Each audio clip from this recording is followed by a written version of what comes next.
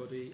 It's a great pleasure to be able to attend the World Health Summit and to let you know about an issue which I'm working on with the British Medical Association, which is healthcare information for all.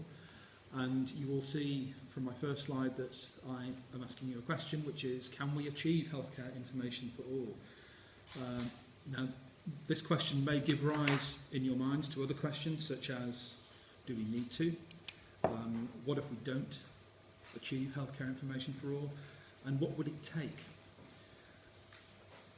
Second slide shows you what we call the global healthcare knowledge system. Now, this is what it would take to get this system working effectively, whereby we understand information needs, we undertake and publish health research as a result of this, we then produce systematic reviews and guidelines, we produce reference and learning materials, and the ultimate goal is to make that information available. So we're talking about creating, sharing and using healthcare information. That system isn't working. It's actually very, very dysfunctional. And I can tell you that if healthcare information for all was a reality, the Ebola crisis would not have happened. Ebola is the result of a collective failure on the part of global research, publishing, training and health education. The failure is to create, exchange and use healthcare information. No one is doing that as well as they could do. So we have the biggest public health crisis that we've known for decades. Ebola seemed to come out of nowhere, almost like a killer in hiding. We can actually trace it to a 2-year-old boy who died in late 2013 in Eastern Guinea after 4 days of vomiting, internal bleeding and fever. It's likely that this little boy handled or ate a fruit bat. The developed world has known since 1976 that the fruit bat is the main reservoir for the Ebola virus. So the real hidden killer here is misinformation. No one in Eastern Guinea knew that the fruit bat was the main incubator of the virus. No one knew that the ancient tradition of washing the dead would help to spread the virus. And no one knew that the plant remedies offered by traditional healers would not offer any protection against the virus.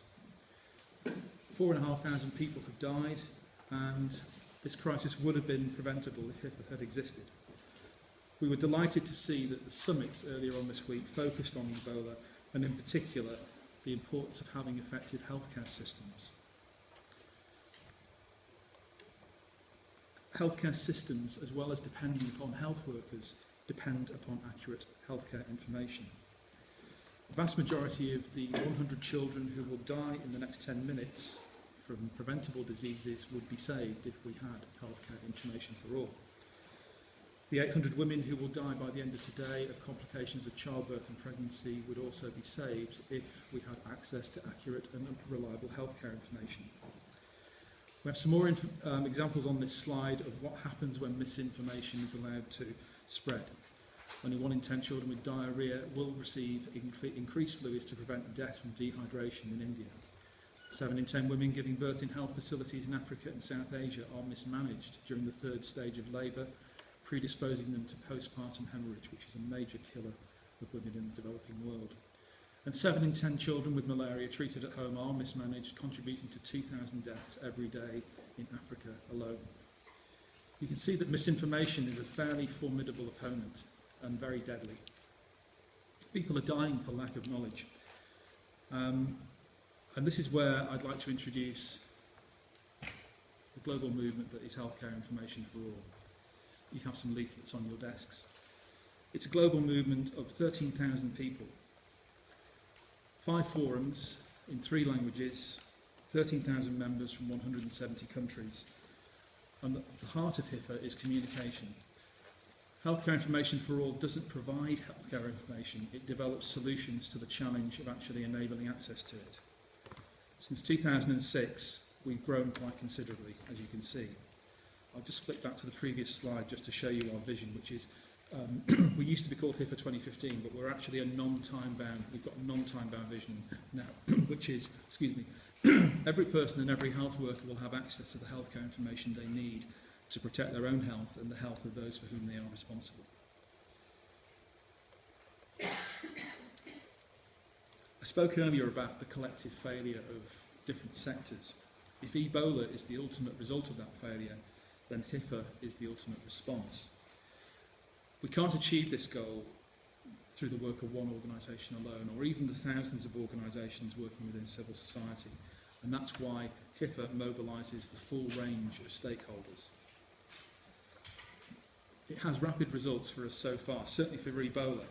This approach has enabled HIFA to be the official platform for a USAID-funded initiative to improve health information about the virus. Discussions on HIFA have led to the release of info by a major publisher about the virus. And if we can just look at this slide, my colleague Isabelle Houjouet is the leader of the HIFA Forum for Evidence-Based Policy Making. It's a French language forum, and this is a synthesis of a recent discussion on Ebola and patient safety for policymakers, showing that this approach also works in developing concrete recommendations that can be taken forward. It's a holistic approach, and it works. We found that it works very well for our purposes. It turns sectors into collaborators, and amazing things do happen when different sectors talk to each other.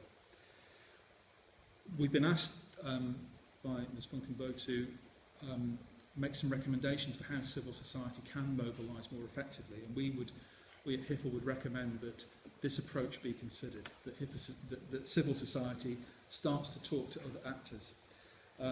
You may find that this helps in addressing your own global healthcare challenges, but as achieving success depends upon the availability of accurate and reliable healthcare information, we would urge you to join HIFA first. Thank you very much. Thank you.